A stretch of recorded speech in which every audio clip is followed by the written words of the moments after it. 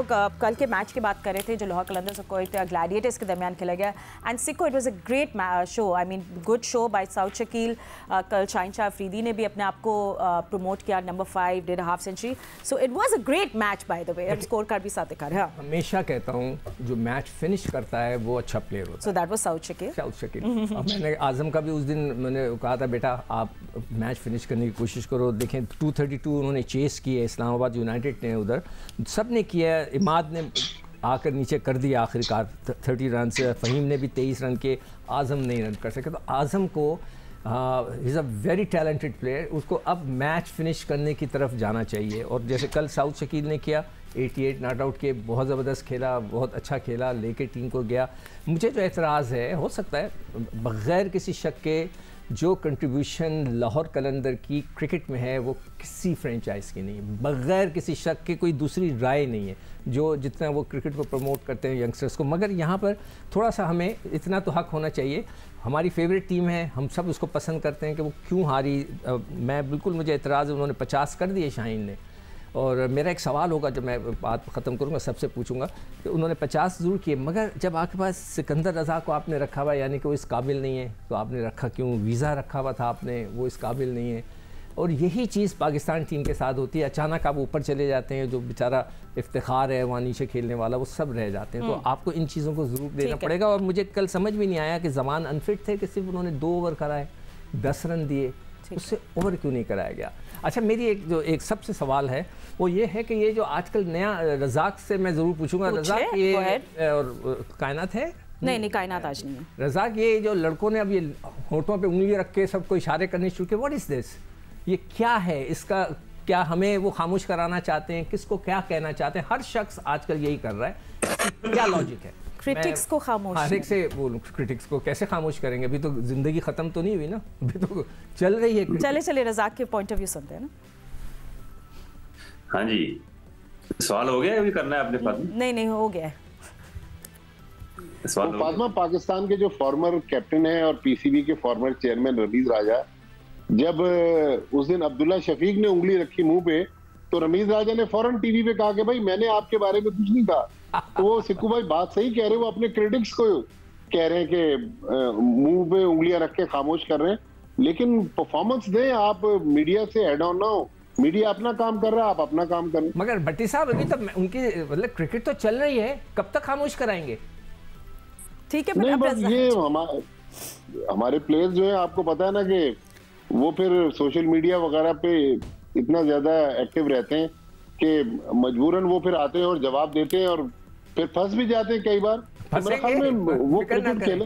अच्छा, वैसे सवाल रज़ाक से था, प्लीज रज़ाक आप भी अपने point of view they share कर ले। नहीं देखिए, वो हर बंदे की अपनी सोच होती है, इसको तो चलो कोई नहीं। भाई जो अभी कोयटा ग्लैडिएटर और लाहौर के मैच की हो रही है, मैं इसमें ये कहना चाहूँगा कि लाहौर ने जिस तरह की बैटिंग की है वो आपको स्टैंडर्ड नहीं थी, और 166 टोटल इस ट्रैक पे इतना ज़्यादा स्कोर नहीं था। और बिल्कुल ही इन्होंने जो क्रिकेट को ना बिल्कुल अपने तरीके से यूटिलाइज करना शुरू कर दिया है।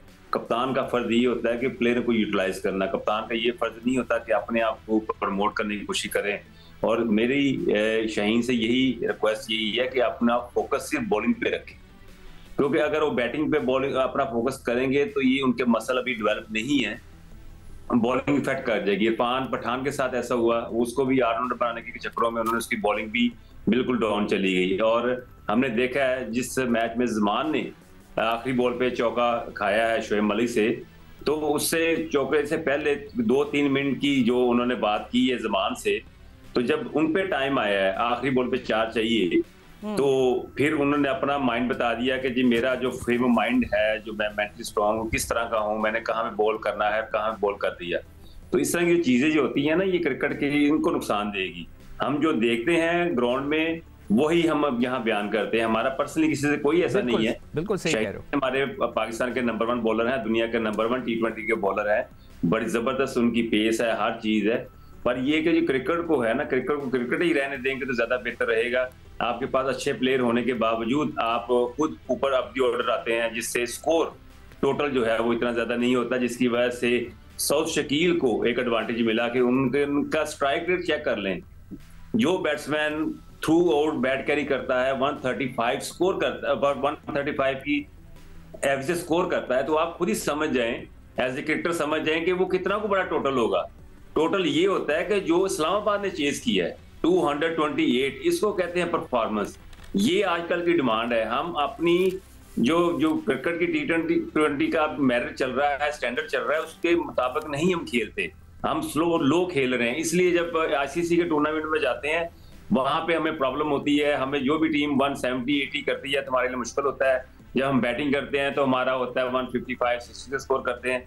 तो ये चीजें भी देखनी पड़ेंगी, हाईलाइट करनी पड़ेंगी। और लाहौर कलंदर की अगर बात करते हैं तो उनकी जो परफॉर्मेंस है, इसको आप बैड लक नहीं कह सकते। बैड लक 1 या 2 या 3 मैचों में होती है, ये 8-9 मैचों में बैड लक नहीं होती है आपके साथ। कहीं ना कहीं तो प्रॉब्लम है ना। आप अपने प्लेयरों को सही तरह यूटिलाइज नहीं कर रहे। आप जहां दाद देखें, अगर वो छक्के मार से लाते हैं उनकी बारी नहीं आती। डेविड वीजा है, उनकी बारी नहीं आती। सिकंदर रजा है, वो उनकी बारी देख लें कैसे आ रही है।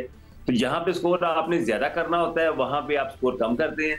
फिर आप कहते हैं कि जी आखिरी बॉल पे चौका या छक्का लगता है। तो क्रिकेट दिखाती है कि जी आपकी जैसी सोच होगी, जैसा आप सोचते हैं, ये अगर अच्छा है तो आपको अच्छा रिजल्ट मिलेगा, अगर अच्छा नहीं है तो फिर गलत ऑपोजिट आपको रिजल्ट मिलेगा। I think absolutely right. और अब ये जो 4 टीम्स प्लेऑफ्स में जाएगी, कप्तानी इन चारों में जो सबसे बेस्ट कैप्टनसी करेगा और राइट डिसीजंस करेगा right time, they will win the final and that's as easy as that is. And और आई थिंक मैंने थोड़ी सी बात करनी थी मुल्तान सुल्तान इस्लामाबाद यूनाइटेड की मैच के बारे में भी, क्योंकि हमने बहुत कोयटा ग्लैडिएटर्स की कर ली, but I think Lahore Qalandars का हम लोग लास्ट ब्रेक में ज़रूर बात करेंगे और कराची किंग्स का कि what went wrong with them. But let's talk about the match जो मुल्तान सुल्तान इस्लामाबाद यूनाइटेड के दरमियान खेलेगा। आई मीन सब चर्चा एक ही बंदे का है, उस्मान खान। बिल्कुल ठीक कहा फातिमा, लेकिन उस्मान खान ने एक इनिंग जो है वो लाहौर में खेली, एक इनिंग पिंडी में खेली। और पिंडी में ना तो पहली बार 200 पे 200 चेज़ हुआ है, इससे पहले भी यहाँ पर इस तरह के रन्स बनते रहे हैं। और कराची, मुल्तान और कद्दाफ़ी के मुकाबले में पिंडी एक छोटा क्रिकेट स्टेडियम है। कल जो वहाँ पर पिच थी वो बिल्कुल बैट्समैन को अलाउ कर रही थी कि आप फ्री जाकर खेलें। आप कॉलन मनरो को देख सकते हैं, पिछले उनकी परफॉर्मेंस आप देख लीजिए। जिस मैच में आज़म ने 30 पे 75 किए, उस मैच में कॉलन मनरो ने 50+ किए थे, लेकिन वो किस तरह खेले थे। लेकिन कल जहाँ वो जैसे अटैक करना चाह रहे थे वो आपको करते हुए दिखाई दे रहे थे। अब एक अहम बात जो आपके साथ मैं शेयर करने लगा हूँ वो ये कि टूर्नामेंट के अब आखिरी 4 टीमों में मुल्तान सुल्तान, कोयटा ग्लैडिएटर और पेशावर ज़ल्मी के साथ जो चौथी टीम है वो आ चुकी है पेशावर ज़ल्मी। लेकिन जो सबसे इम्पॉर्टेंट पहलू है वो ये है कि इन चारों टीमों की जो बॉलिंग है वो स्ट्रगल कर रही है।